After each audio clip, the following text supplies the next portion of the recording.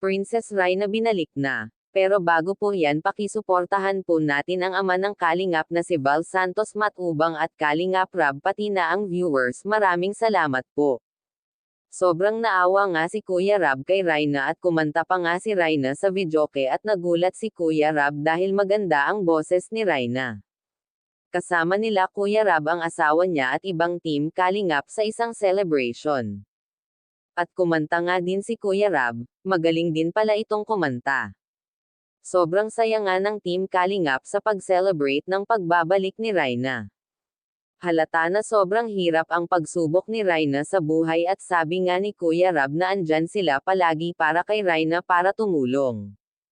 Sabi nga ni Kuya Rab ay mabuting binalik si Rhina dahil nakakaawa talaga siya sa kalagayan niya ngayon at isa pa dito ay walang mapag-iiwanan kay Rhina kaya sinundo ni Kuya Rab. Hindi nga alam ni Kuya Rab ang dahilan kung bakit siya kinuha ni Lolo Nestor dahil ang ganda na ng buhay ni Rhina kay Ate Roda. Bumalik ang pagkasigla ng kanyang katawan at palagi ito nakikipag-usap, hindi katulad dati kahit kinakausap mo ay sadyang tulala lamang siya.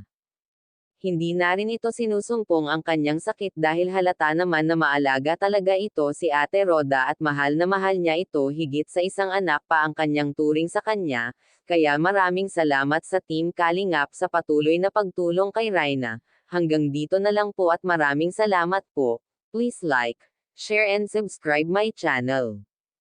Thank you for watching. God bless us all.